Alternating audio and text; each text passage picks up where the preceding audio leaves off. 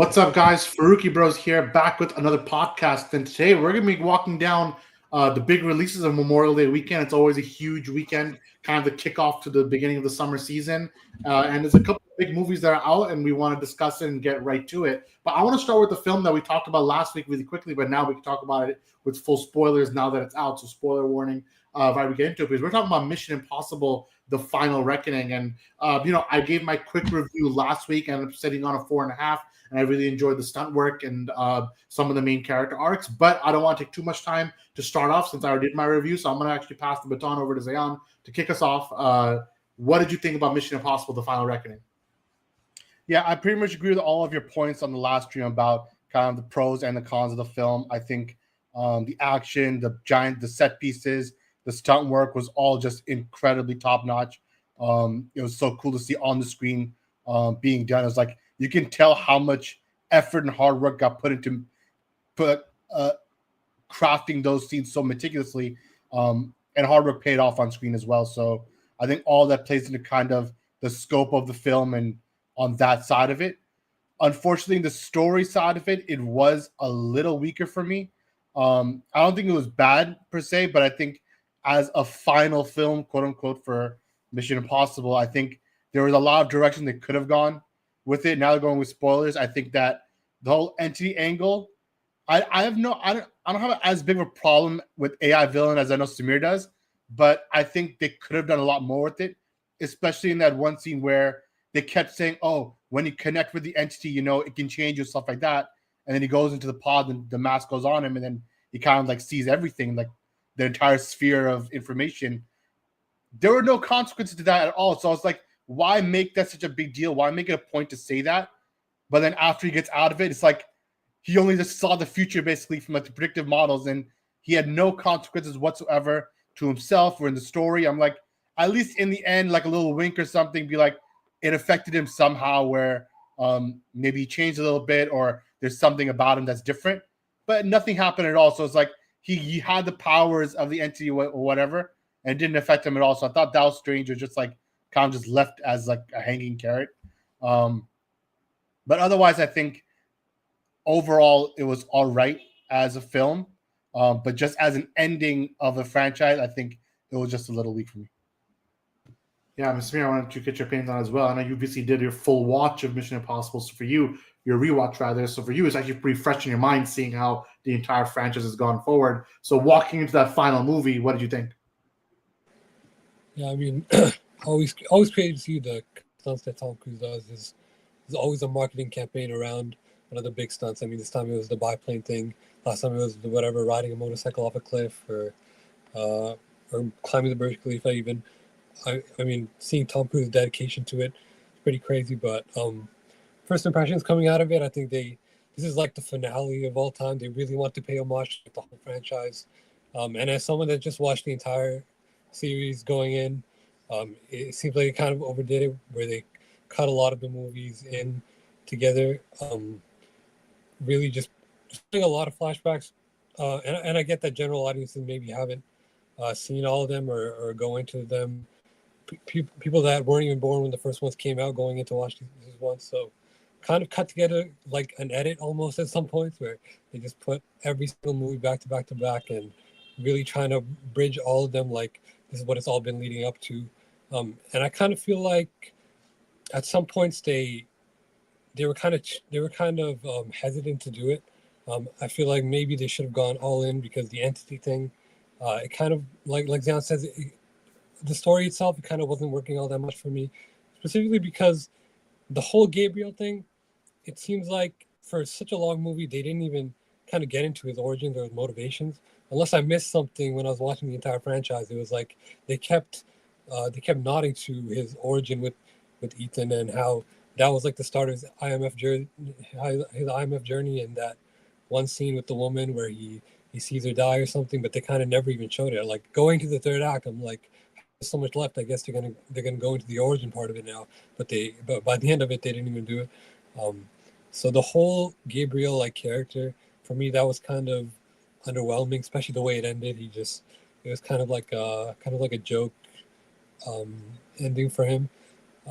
So for me, like not the greatest, most compelling villain for the finale. I feel like they could have done a lot more with that. Um, but the stunts and everything else, pretty run of the mill Mission Impossible stuff, pretty enjoyable. But I think it could have been a little better.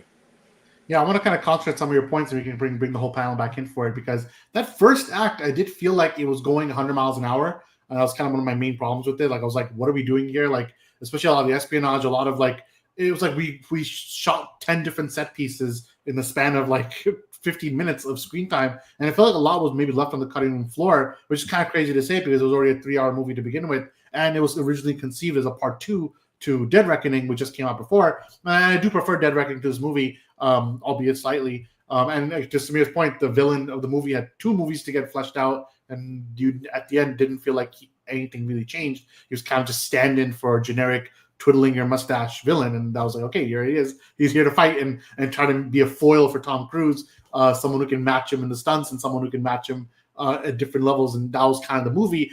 In the end, to me, I think it was. I said this in my review. I said this is the most self-aware Mission Impossible yet, and I stand by that, to the point where you almost felt like, not that it's borderline caricature of itself, but it's getting to the point where you know that it's just exposition to get to the set piece, for more exposition to get to the next set piece.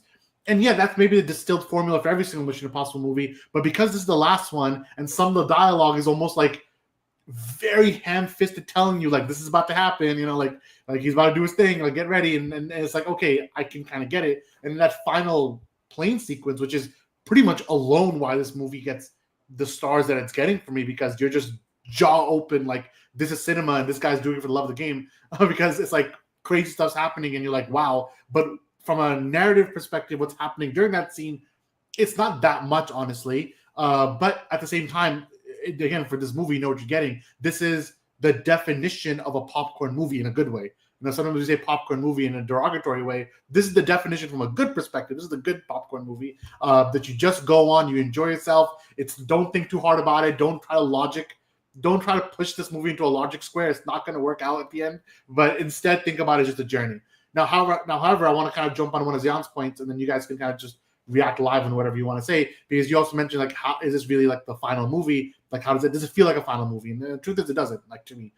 In fact, to the point where, again, spoilers, at the end, it's almost like the journey continues. Like there's no resolution. There's no, not that I'm looking for a James Bond style death sequence, but I'm just thinking, like, give me something to send off the characters. But in the end, it's kind of like, hey, business as usual. Here's his new team, maybe his final team, and they're going to go on and do stuff. Now, they also have one final mission we never saw, which was take the entity, and where is he going to take it? Like, he has it, now he just glides off in the sunset with it. Is he going to disappear forever? Is he going to do what the Haley Atwell character was saying, though, you're the one who's going to rebuild the world? I hope not. Like, when it started veering into the you're the chosen one territory, I'm like, maybe this is not the right story for Ethan Hunt. But thankfully, I didn't go too far into it. But that's just my general thoughts. But do you have any points, either of you, for any of what I've said so far? No, I agree with most of the points. I feel like some of it did get kind of Looney Tunesy, like that final whole thing where how, like Samir said, how Gable's character died and everything. It was very cartoonish for some reason. And that one scene in the beginning where it's like, oh, off screen you hear like the fighting and the clashing and everything. It's like I know it's for the laughs and stuff, but like it felt too cartoony. It's like they didn't take it serious. And the only comparison is to the final movie of Daniel Craig's James Bond, where it's like they really took it seriously and they tried to make a good story for James Bond and the characters, and there was actual weight to it narratively. And this one felt like it was just kind of like, oh, let's just have another fun adventure. And the stakes, even though they kept saying are big, it didn't feel like it really. It didn't feel like the stakes were big at all. I guess the one scene was when he was with Luther in the sewers. Like, all right, he's gonna die now. He has to go. It's like, okay, for a few seconds it got a little serious, but then after that, it's like, oh, they're laughing and he's joking around. So it's like there's a lot more comedy in the final movie, quote unquote, than there should have been. Honestly, I felt like they should have made the threat more serious. Like Smith said, Gabriel, the villain, there was no connection to the villain at all because you don't know anything about him. It's like, who cares what his motivation is, because you don't even know what his motivation is. So it's like there's a lot of just holes in the movie that, again, as a final movie, it's kind of inexcusable, but it was still surrounded by so much fun action sequences that you kind of forget about the narrative, kind of the thinness of the narrative. So That's kind of my only Yeah, gripe. and I can get your scores in right now, but I was gonna say that like for me, if this was just another Mission Impossible movie, it's probably a 4. But if this is the final Mission Impossible movie, then you're trending at 3.5, and that's kind of that weird thing. Like depends on how you want to see it. But Samir, I don't know if you have any thoughts or if you want to give right to your score. I mean, it's always going to be like a supposed finale. Like, I don't think a big studio is going to let a franchise like this go. Maybe it's the finale for Tom Cruise, but they'll definitely bring Mission Impossible back or something. But to Zian's point, I think I sort of disagree a little bit because I think almost all the movies have some level of humor. I think this is the one with the least amount of humor. Actually, it's just the least amount of good humor, and it's always very self-serious, very self-aware that it's super corny. Like, the impossible mission force, like, sounds corny, like it's pretty self-aware. But coming out of it, I gave this film a 3.5. I was gonna give it a 4 because of the finale pandering thing. Like, yeah, this is the culmination of Tom Cruise's journey, but at the end I gave it a 3.5. What about you, Zian? What's the score you gave in the end? I landed on a 4 just to give credit to kind of what they did with the action sequences because it was still an enjoyable movie. And like Shra says, that it's hindered more because its call is noted as like the final film. That's what really brings it down. But as just a generic movie, it's a fun action movie, good blockbuster. So it's like a 4 in that regard.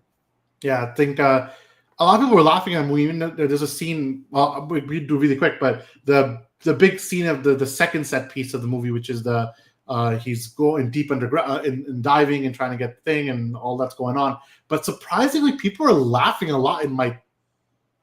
Was it press screening? It was press screening. Yeah, people are laughing a lot in my press screening for some reason, and it's because it was so inexplicable, like how he kept like just barely surviving, and then in the end when he finally did, like he's wearing nothing, and he's like so deep he should explode, and instead he's like just swimming up normally, like just literally just like how's he doing it? But he made it up the surface and he still survives somehow. I'm like, how's he doing? This guy's literally Superman. But I think that's the point. It's supposed to be very tongue in cheek. Like no human being could survive that condition which happened to him. But I saw people laughing. But yeah, I think you and me were discussing off camera, like, oh, you were not as interested in this scene. Maybe I was feeling very claustrophobic. I was like, wow, this is very interesting. But what did you think about the second set piece? Because everyone's talking about the plane scene. That's amazing, I think, universally. But what did you think about the second set piece here? I thought it was good for just in terms of just the technicality of it. But I don't know. I felt like it was going on so long that it kind of dragged the movie for me. Once they got to the actual in the submarine and started like the water started going up and up, then it got okay. Like the threat of it is more interesting. But I think just him floating down the water and such dark sequences, and also I was also sitting in the second row, so I could barely see anything. And it was just like get to the next scene. But technicality wise, it was very well done, I think. What about you, Samir? What do you think with the second set piece, rather? Yeah, the stunt scenes kind of drag a little bit for me sometimes. I mean, that's what the whole marketing is about. So they kind of overdo it. Like this underwater boat, the underwater submarine scene was like the train scene in the last one where they kept like they just had to keep climbing the carts like there was infinite carts or something. But I guess that's like the whole point. So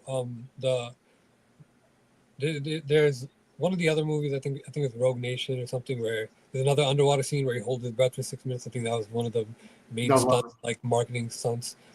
For me, that was like a better water scene. I feel like that one I could really feel like the suffocation aspect of it. This one though really good, and the plane one, I'm a huge fan. I'm a huge fan of biplanes. I love biplanes on screen, so I was there for it. Cool. So then, Samir, I know you recently did your rewatch. I was also thinking good about Mission Impossible, so I want to do my quick ranking. I'll try to jump in and give mine first. So, looking back now, we have 8 films. Like I said, there's never a fully finale to this. Throw the bag at Tom Cruise enough, maybe it'll just come back. But I think maybe it's gone for the next few years. So with that in mind, I wanted to give my top 8 of Mission Impossible. Let me remove the banner so it's easier to see. So here you go. So for me, Fallout. And it's not because because Henry Cavill's in it. I think he's actually not the best actor in the movie, but I just think I think Christopher McQuarrie really found his footing here as a director with Tom Cruise, and obviously he works with him for pretty much every movie after this, and the one before as well. But I think he found his footing here, and I think with the 7th with Fallout, not 7, the 6th movie with Fallout, I think everything kind of culminated really well. I think one of the best stunts in the franchise. I think compelling villain, like an interesting villain that is like a good foil, like a physical foil for Tom Cruise. That I think was a little better than Gabriel. And overall, I think probably one of the better love interests also. So like things like all those levels for me were adding up quite well. So for me, Fallout number 1. MI3 is just like the classic. I think it's like it kind of fits at like the end of that first trilogy. It kind of linchpins a lot, and almost like a part of me feels like 3 was almost meant to be the last one, and like another version of time, like that could have been its own ending. But for me, 3, and then Rogue Nation, like we just talked about it with that was the one underwater sequence, and then what's it called? Dead Reckoning, which just came out last week. I think that was the better of his 2 movies. Surprisingly, very different tonal movies between Final and Dead, because there's supposed to be one movie, but they feel like one's very goofy and one's still goofy, but not that good. By the way, Entity, I discussed it. I don't really like Entity that much either. I think they could do so much more with it, but it wasn't done. And then the rest, like I don't think necessarily there's a bad Mission Impossible movie. I think they're all fair to middling, and then some good ones. But MI2 is probably the bottom of the rung.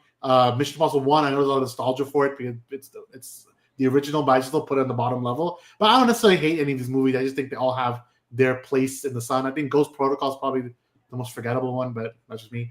But that's overall what I think about Mission Impossible.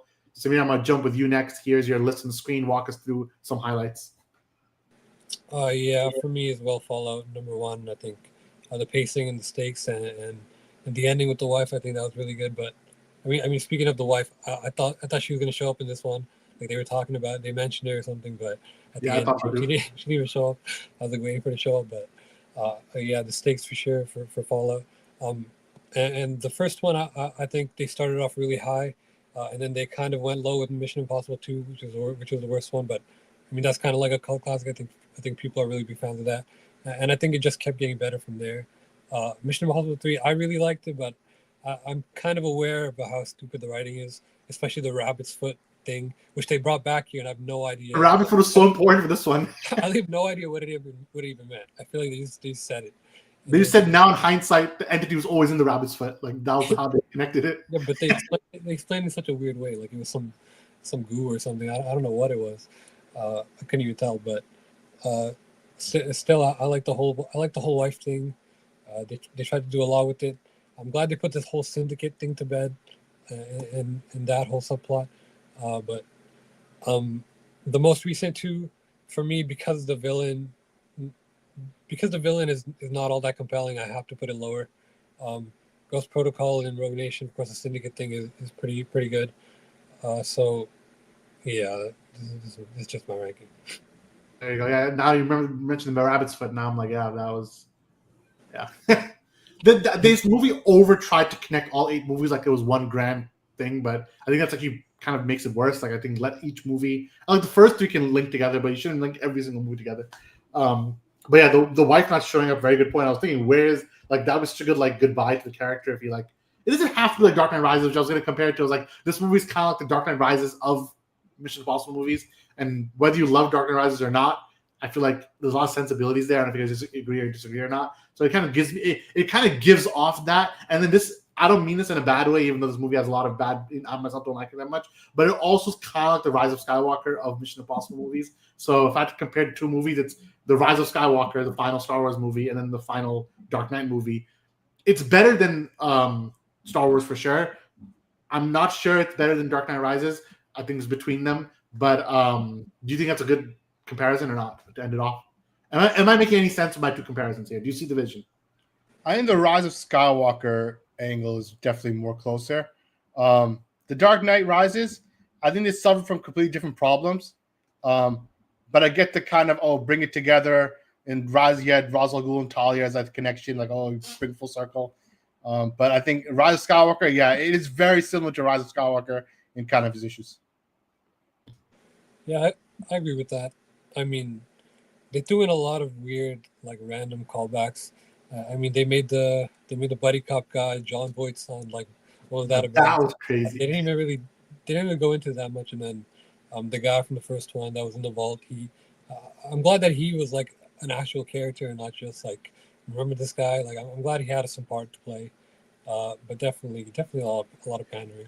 No, making him that John Voight scene. That scene is the Ray Palpatine of this movie. You know, it's kind of like this thing. It's like, and if you take that 1 minute out, the movie doesn't change. It's like, one day I'm gonna get you. One day I'm gonna kill you. I'm like, okay, then follow through in the end when you're holding the gun or whatever. Just go for it. Like, I don't care at that point. But it's like they built this mini arc, and he's like, handshake. I'm like, oh my god.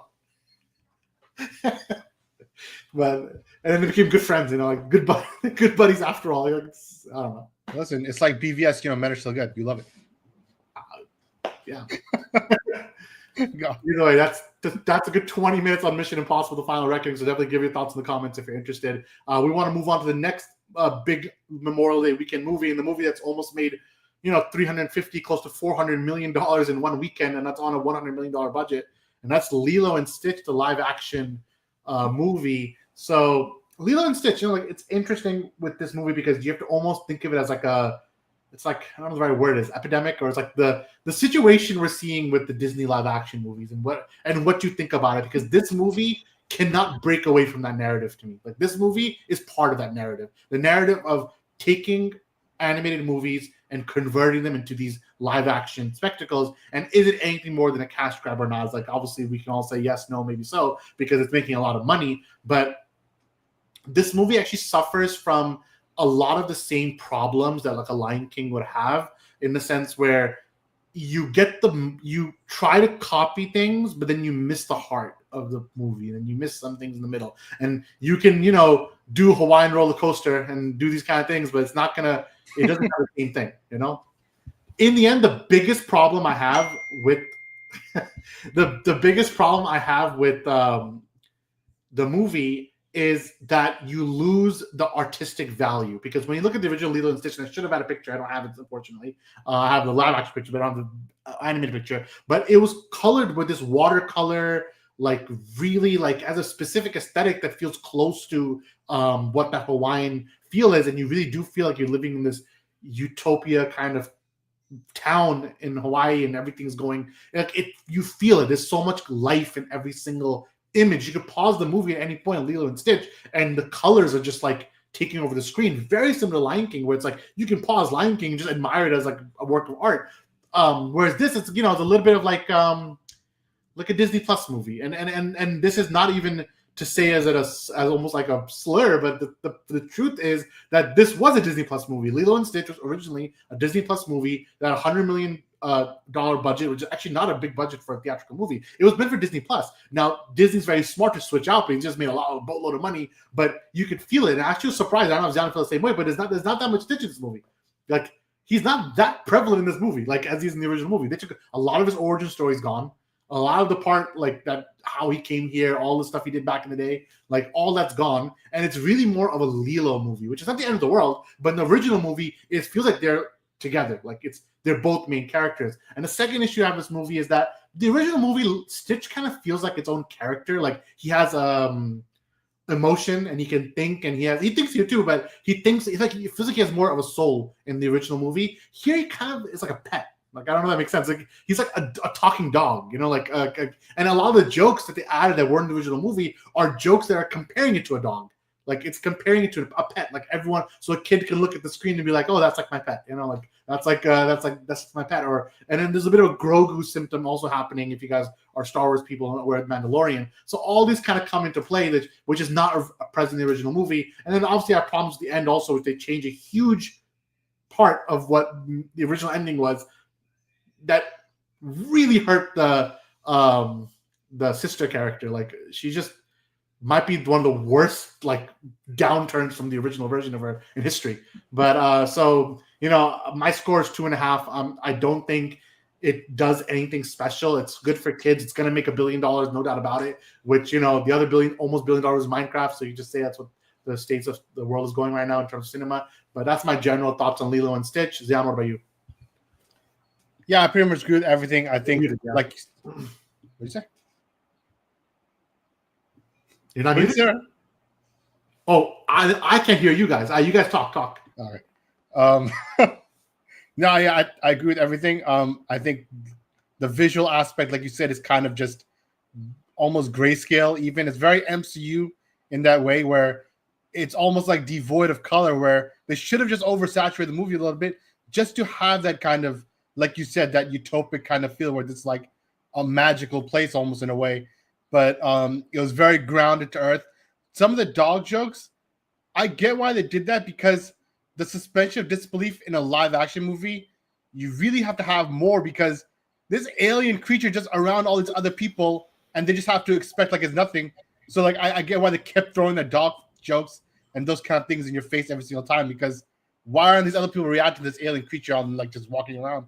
So that was just okay, but I agree that a lot of the crux of Lilo and Stitch together and that bond, that wasn't as important in this movie. The more focus was on Lilo and her sister and kind of their bond and what they're going through and them trying to stick together. And that's why the ending makes absolutely zero sense.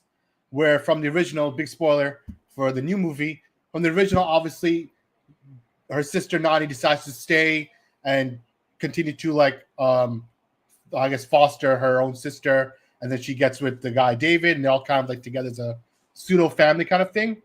But in this one, she's like, "Yeah, I'm leaving to go to the marine biology school, and now you're going to be adopted with the neighbors." It's like, how is that a win? Like in the first movie, the whole thing about Ohana and family, nobody gets left behind. That was the heart of the movie, and that played into the sacrifice that then Nani, as the older sister, has to make at the end. To like, all right, I will stay just to keep the family together. That was completely gone in this movie. She's like, "Yeah, I'm gone. I'm leaving." Though they threw in that one line that Lilo's like, "Oh, I want you to go because that's what the parents told me, they wanted for you." It was so contrived and so dumb. I'm like, this is like a 3-year-old child.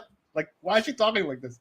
So it's like the motivation made no sense. And it's like the whole core of the movie is like family and family stayed together through thick and thin, and no matter what happens. And they kind of just dropped that. It's like,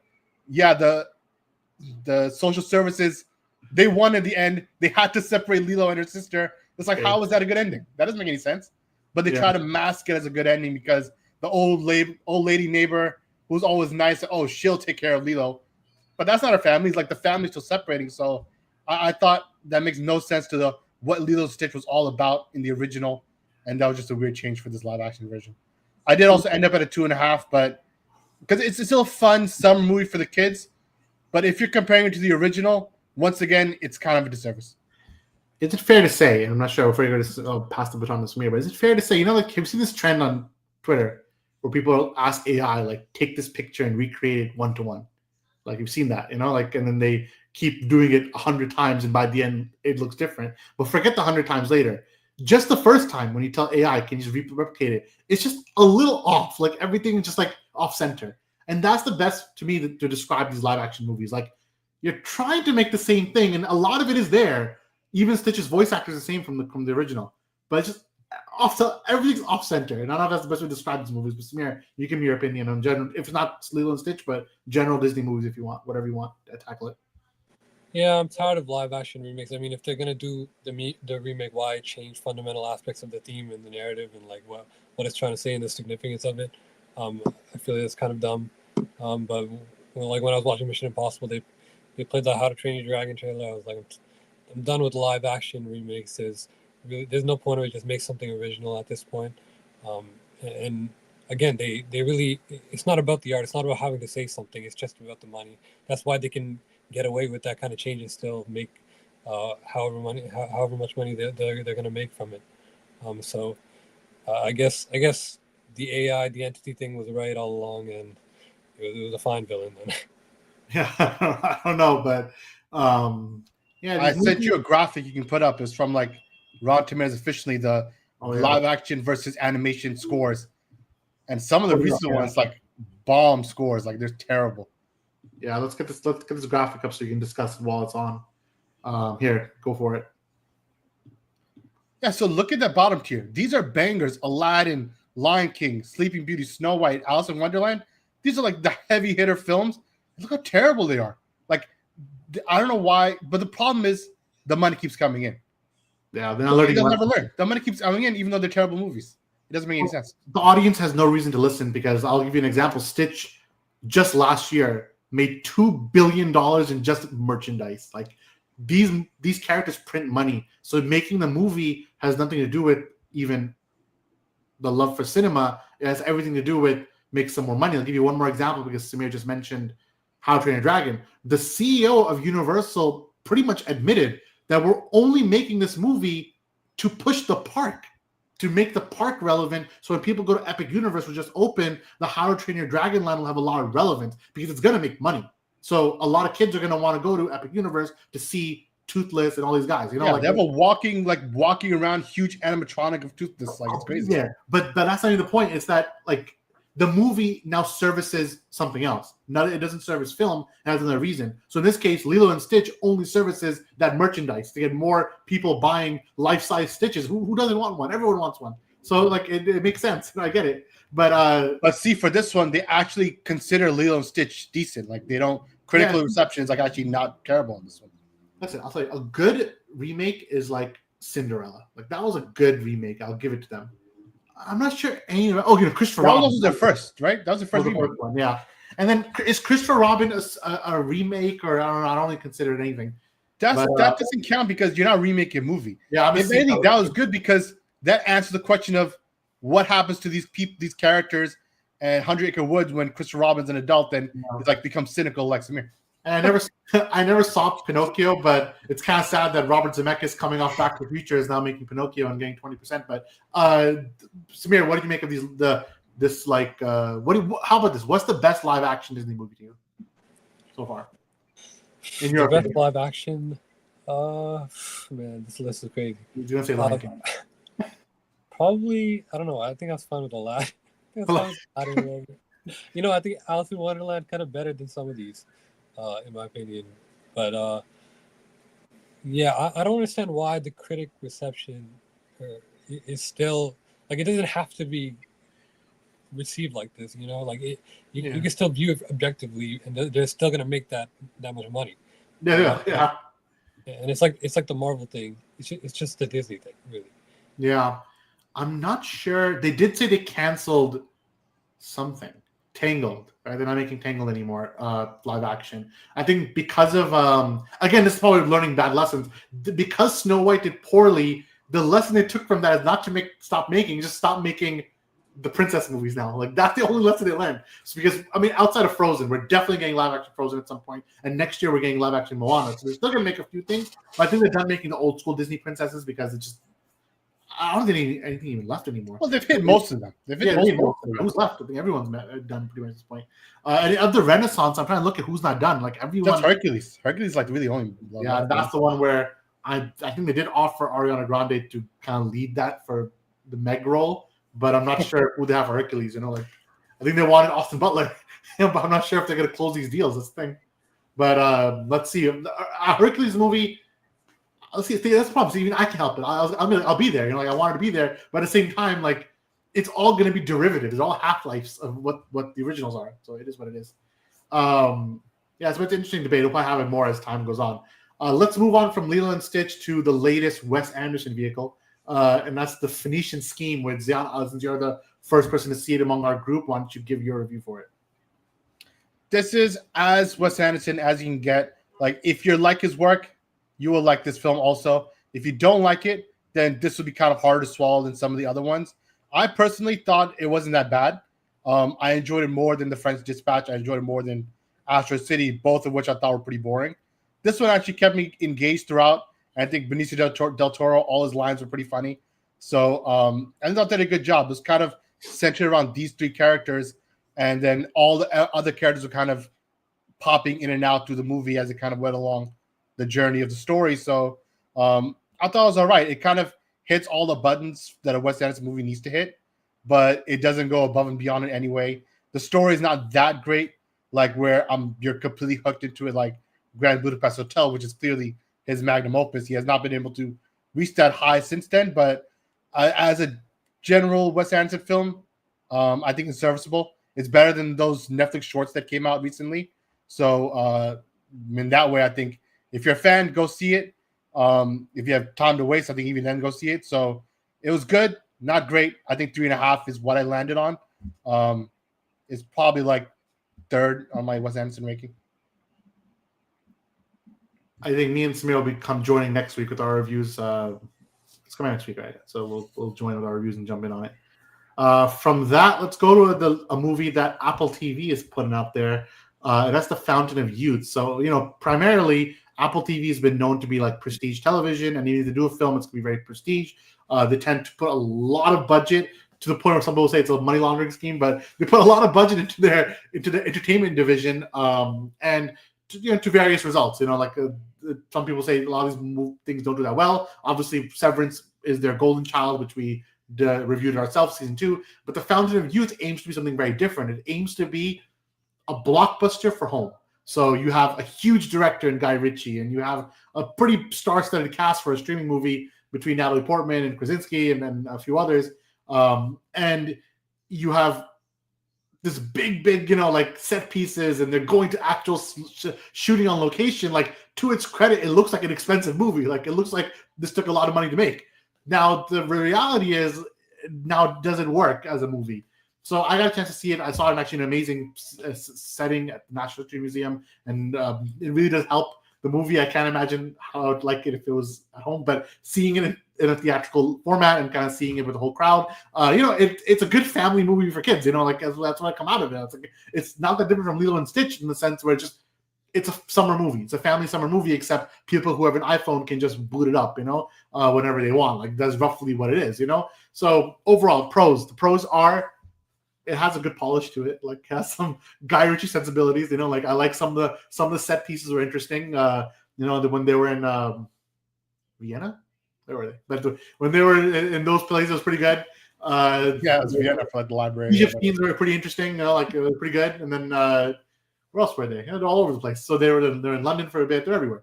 And there's a brother and sister dynamic going on there. It's kind of generic, but like, it's doing its thing. And it's kind of rare. Like, they usually don't have a brother and sister combination.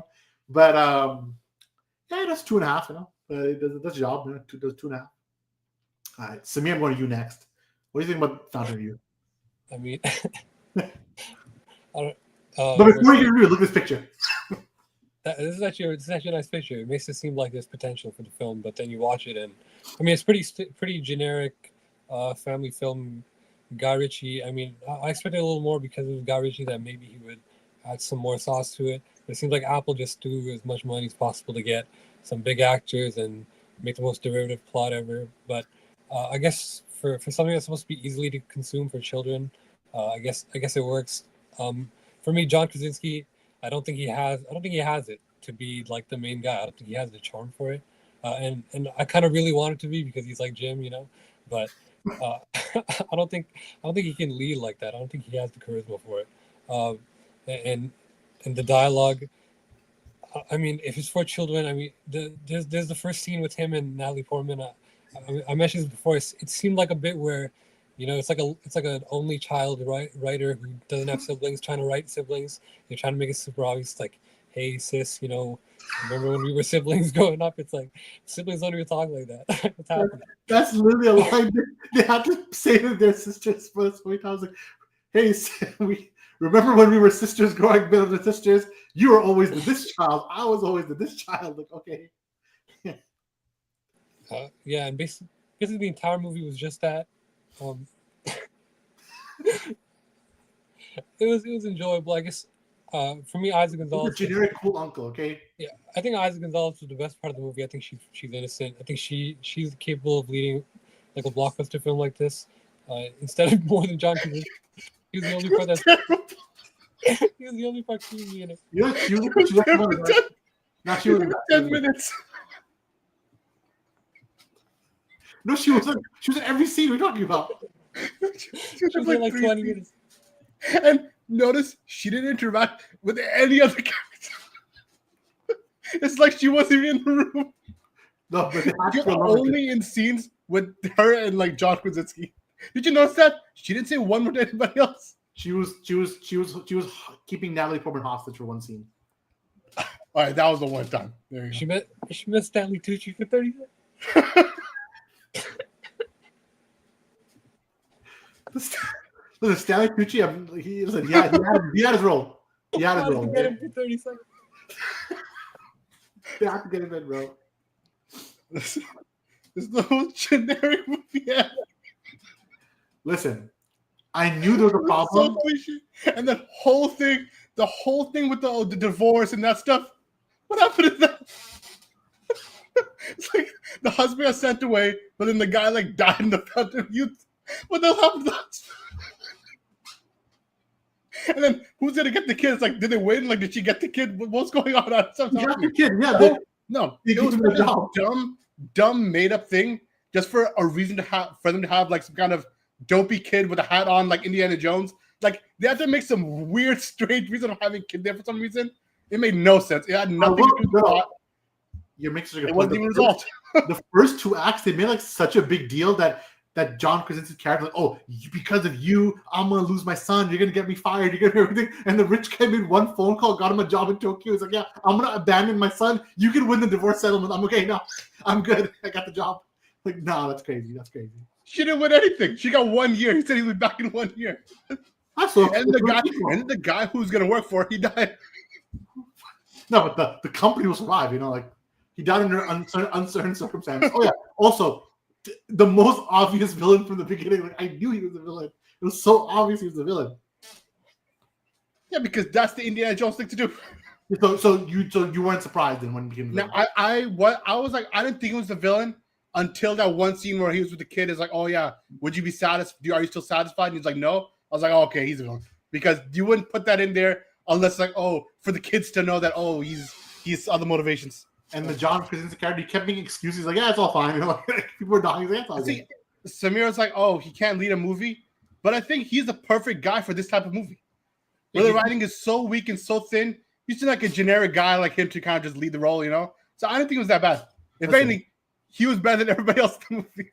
Listen, everybody else is terrible, especially Natalie Portman folded him. Telling you.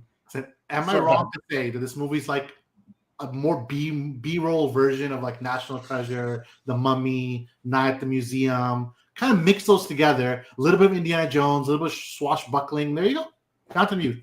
It was Indiana Jones because it was actually magic at the end, which Indiana Jones always peppers in that. All those things are actually, there is magic involved in them. Also National Treasure. National Magic? No, was it? Of course. The whole in the back of the decoration was the same plot line for the paintings. It was the same plot. That's no way. Remember reading the back of the paintings where each painting had a code that goes into other thing? And then I think it was magic though. Like this was like the Fountain was actually magic, Yeah, but there was like a magical element to it. Like, oh, the American forefathers, they put some stuff that was magic. And the Mummy also, in the end, it's actually magical things happening, fake things happening. And then don't forget Night at the Museum. That was clearly magical things happening. Night at the Museum. Can you even say what the plot of that movie was? Like, oh, make him realize he has a good job or something? What was the plot of that museum? No, it's to save the museum. He had to save the museum. From what? Yo, the guy was going to save the museum. They were going to take the thing that brings them to life out of the museum or something. Yeah, the stone thing. The stone thing, yeah. And if they run away, then they'll stay dead forever. That's not good. And then he fell in love with freaking Sacagawea, No, that's crazy. If I watched this when I watched Night at the Museum the first time, I still think I would have liked this less. I think Night at the Museum had a little more charm to it. I think just because you're the biggest Ben Stiller fan. No, I mean, Ben Stiller has charm. Ben Stiller carries it more than John Krasinski. I agree with that too. John Krasinski, he's playing too much like I am Indiana Jones. I'm super smart. I'm like this guy. I'm sitting like he's like, oh, he keeps making the same joke. That, oh, are we gonna kiss now? Are we like? It's very like the same joke. No payoff. Every time. No payoff. Even at the end, like this guy literally makes the biggest decision. It's like all like the world's conquering around him. And he's still like, oh, yeah, now we're gonna kiss her. I'm like, what? The ending. No, don't get me started on the last line. I love the same jump kid. I was like, oh, I have an idea. And then the cards are rolling. And they're walking away. What, they expect a sequel? Yes, they do. They do. Okay. That's crazy. It was the guy, they just witnessed the most craziest thing. Real life magic. The guy like really lost his life and he died over there. They left him to die. And they walked all happy, like arms around each other, like, oh, on to another adventure, And they killed the guy. No, everyone was laughing so much at my screening, bro. They were really laughing about like the scene where they kept going deeper into into the pyramid. And the whole they just pressed one thing, and like and the kid was like bouncing all the stuff, like inexplicably. he's like figuring it out, like things that no one ever figured out. How did he figure it out? That was the view. Yeah, one thing else we love it. So many things like that, and they let the guy die at the end, and they all walk out happy, just listen. Samir's favorite scene was clearly the scene where the kid and the mom stormed off. The kid, like 1 second later, he's saying that the music, like, and all the smartest minds in history are in one room trying to figure out like all the binary codes, trying to connect history. And then one kid from a second grade music class was like, "Yeah, I know how to do it, bro." There was finally like some kind of tension and some kind of like thematic like weight to it, where it's like, oh, the brother and sister like at odds, like, oh, I'm taking my son away. One second later, he just went down the off screen. It was like, it's not maths. Her own son was about to get killed, and they came back because it's not that. Such a terrible movie. Nah, it's crazy. It was all leading up to the music thing. He's a problem. Bro, they put that music in the beginning where they're throwing the hat back and forth and then discussing it. I knew the make contrived reason where it comes back. He's like the most British kid. So bad. He's like the most British kid ever. He's like peak British kid. And then the parents don't match. Like, it doesn't fully match. But that's all good. Oh, my God. All right. Now, I'm going to say I feel bad for you things because I've never in my life seen a Q&A that happened before the movie, but they put the Q&A that was at before the movie started. So I was at the Q&A, and they're all discussing it. You know, they were like putting some points out there, and they were discussing the movie before we saw the movie. So they're kind of spoiling the movie. Okay, so I was like, they're discussing like, oh, like we're a good brother and sister dynamic and everything. And the kid actor who looks much more adult, I talked to him. I was like, oh yeah, what are you saying? But he was saying that, oh, we're mentally prepping for the sequel. Then literally John Krasinski had to put his arm around him. It was like, oh, this kid is smart. This kid is smart. The movie didn't even start yet. Listen, in his defense, John Krasinski, I don't know what Samir's saying. He was the only guy who was actually decent in the movie. Everybody else was terrible. But the writing's at fault. Listen, he did what he could. I'm just saying he doesn't have the charm. He can't be the only good thing to carry the movie and it still be decent, you know? No, it's a bad movie, but he did the best he could with the bad script, you know? Like, he's the only guy who's good with that kind of thin writing. I think we should put someone a little more likable in that role, then maybe it's a little better. It's a little Mission Impossible in the sense where, like, for some reason you're supposed to care about the side characters. I'm not sure why you're supposed to. It's like this is there, like almost like this is Ethan Hunt's team, and like we don't care about the team. This is the team from his dad. You know, they had some dream sequences that they were kind of cooking a little bit. They were like, that went nowhere. I swear to God, I thought they're gonna put a scene where his dad did find the Aztec thing that gives everyone greed, and he did put it in his pocket, and he's had it the whole time. And there's a reason our dad didn't tell us what happened. I thought they're gonna say something. Why does she keep waking him every time he's sleeping? 10 times in the movie, he's like knocked out cold, and then she keeps waking him up. Let him sleep. Listen, he was talking in sleep. Man. He talks in sleep. That was yeah. They kept saying that. That was the but when they show the outside shot of him like in distress while sleeping, he wasn't talking. At least show it then what. He's just knocked out cold. He wants to be his dad, basically. Okay. No, there's so cliched. That's the problem. It's so they're like, oh, you can't work at a museum. You're an adventurer. You are the museum. There's a line like that. It's like you are the museum. Yeah, you are the exhibition. You are the exhibition. I was like, there's no way, bro. So bad. That's kind of. I feel bad for them, and it said somebody else wrote it. Guy Ritchie didn't write the film. No, but he barely writes them. He's more just the director, his visual director. But you know, we can have a fair debate of which underwater sequence is more interesting. This one or one of Mission Impossible. This one underwater. They were underwater. They were in the boat. They were like in the ship, the sunken ship. They brought the sunken ship up. And they were like all in it, you know. Yeah, that's interesting. How did she live? How did she survive that? We'll never know. because Stanley Tucci saved her. We don't want to say saved her, and they gave her the freaking Deus Ex Machina of like, here's the key, the special key that we had for 1 million years to put the pyramid back together. Go take it. Put the pyramid back together. Like, no, there's no way. No, but it was decent. You know, I can see a sequel. You know, like go to actually, it wasn't even that boring. It was all right. You know, it's like a dumb, fun movie. Yeah, I thought it's like a perfect Netflix movie. The problem it's on Apple TV, so who even has access to it? Who knows? Yeah, you know, it's the crazy thing is like it's better than Netflix, meaning that there's a production quality here. That's the crazy thing. That's why I give it any scores I give, because it actually looks like a good movie. It does.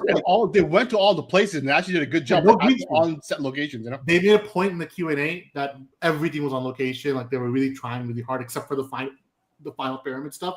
They tried to do everything on location. Even when they're in the sewers, they were actually in the sewers. Excuse me. You know, put Umer's thing up. After hearing this guy, he recommended Electric State. Let's talk about this. All right. 0% optimism.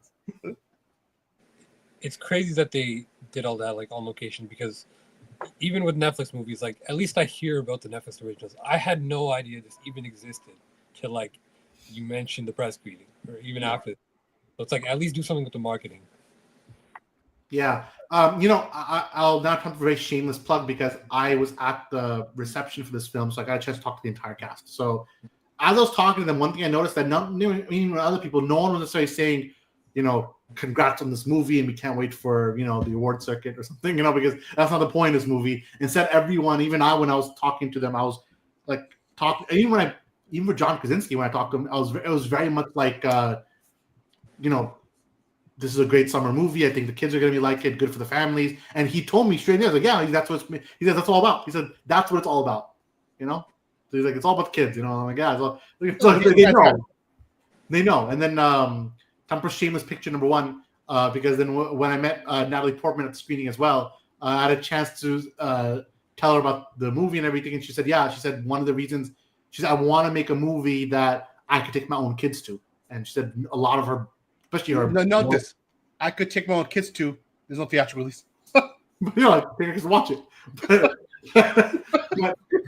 He's not gonna watch it. Her most top echelon movies obviously are not for kids. You know, like her top of course, movies, like no one's watching Black Swan or V for Vendetta or things like that on it.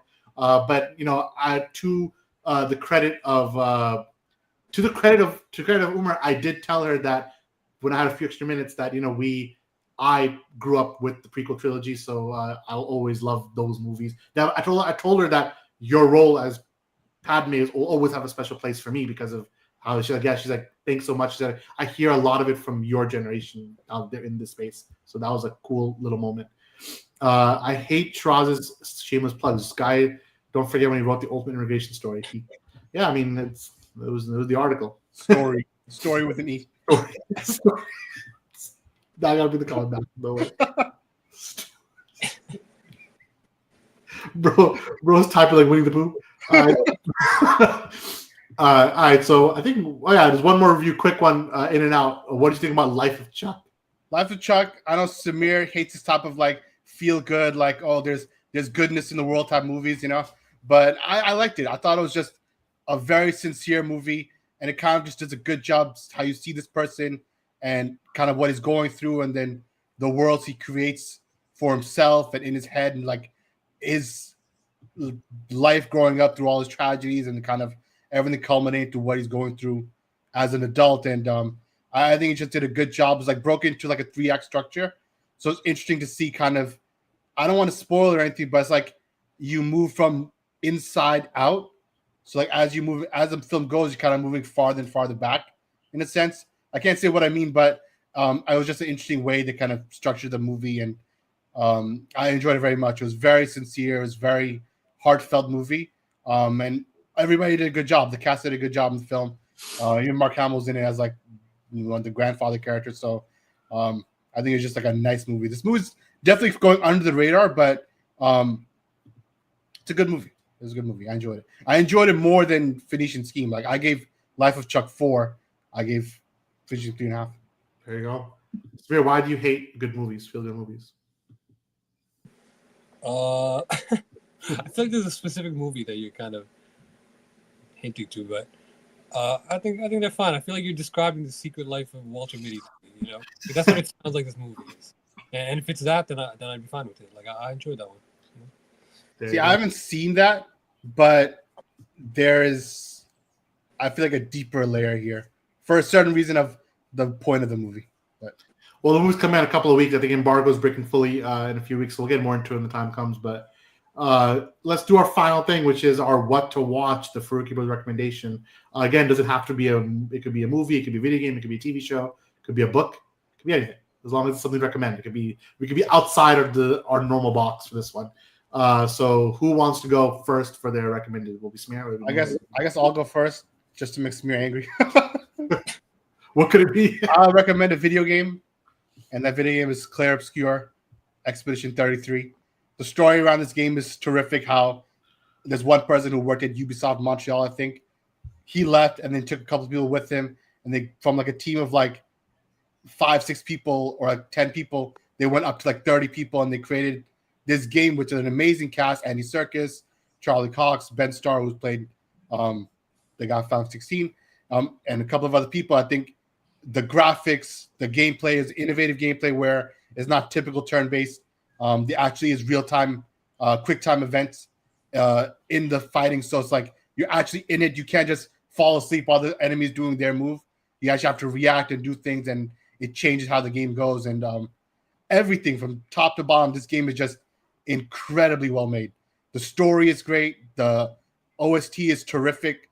The graphics are great. I think such a refreshing game because like films, like you see so much slop like MCU and Minecraft where there's so much garbage coming out. Video games are the same thing where there's so much garbage that studios are shelling out, which are just half-baked or full of microtransactions. This game, you really feel is such a complete game. No microtransactions. Everything you get and earn in the game. There's post-game content. There's extra content. It's all included in the price you pay for the game. And it's just an incredible game from start to finish. So I think this, if you have Xbox Game Pass, it's on there, so to play it. Otherwise, buy it in PC, PlayStation, whatever. This, in my opinion, I looked at what the rest of the year is for the games. This is the game of the year, in my opinion. I don't think anything else will come close. I know it's like Metal Gear Solid remake coming out, Death Stranding, but this, I think, for everything it's worth, the story behind it, this is the game of the year. It's a terrific game. Yeah, I'm going to stick to video games as well for my recommendation. I'm actually going to go with Star Wars Battlefront 2. And the reason I'm going for it is not even because I particularly love this game, but it's more for what's happening right now in Got to specify which Battlefront 2 you're talking about. The PS4 new one, the new one that came out. And the reason I'm saying it is because there's a lot going on right now in the cultural world for video games. I don't know if you guys are keeping an eye on that news, but right now, Star Wars Battlefront 2 has 300,000 consecutive players playing on it. It's broken its own all-time record. That means even when the game first came out like 7 years ago, more people are playing it today than before, and it's all because the hashtag Battlefront 3 like movement, very Snyder Cut-esque. But basically, they're flooding this game and making it big, not just on Steam, but on PlayStation and on Xbox. It's actually the servers are crashing. That's why people are jumping on right now, and all of this is to purpose to wake up EA, not just to make a Battlefront 3, but to also make a Battlefront 3 that avoids the mistakes of Battlefront 2, like the loot boxes, the extreme microtransactions, like very pay to win. Like everything was wrong with Battlefront 2, and the lack of worlds. Like the prequel worlds, there was no prequel levels until like a year or two in. Like it was all sequel and 1 or 2 originals. Like you want a complete game where you can do everything. Like you want to do Rogue One, you want to do all the prequels, the sequels, the original trilogy. Give us the shows. Give us a full game. So that's the thing I'll recommend because you want to grab on the hype. You want to make a name. You want to make your voice heard to EA. You can do it. So I recommend Battlefront 2. So you want Battlefront to get the Sparking Zero treatment? Yeah, Sparking Zero, honestly, kind of fell off a cliff. But but they had everything. But it had every area, multitude of characters that are in DLC. Yeah, so you want that, and you want like just a well-made game because visually it's beautiful. It just needs a little more polish from a gameplay perspective. Samir, what about you? Recommendations? I mean, I have no games. You know, they're have unlimited games and I have no games. I mean that's just how it is. So I won't recommend a game. But I guess since I already mentioned Secret Life of Walter Mitty, I guess it's enjoyable enough for me to recommend. Once you get past like the CGI gimmicks at the start, by the end it becomes very genuine, very wholesome. So I'm beating the feel good allegations, So There you go. And we have a couple of recommendations in the comments. One is from Fatma, who's saying to recommend watching Fringe. Umar's also saying that we're stealing a lot of his games. Umar, I've been playing a lot of Star Wars these days. I've played Jedi Survivor, pretty good. I don't know if you played that. You played the first one for sure. I want to play the second one. You should play it. But Umar's actual recommendation is Mario Kart on the Switch. Also, Mario Kart World looks wild. I wonder if Umar will be there for Switch 2. Because if he's there, maybe I'll be there. But if he's not there, then I won't be there. So that's how it goes. All right. So the question is, what do you guys never with me, sadly? Oh, there you go. So the question is, what do you guys think about Mission Impossible, Lilo and Stitch, The Phoenician Scheme, Fountain of Youth? A lot of movies coming out with beginning of summer season. Let us know in the comments and join the debate. From myself, from Zion, from Samir, we're the Farooqi Bros. We'll see you next time. Peace out.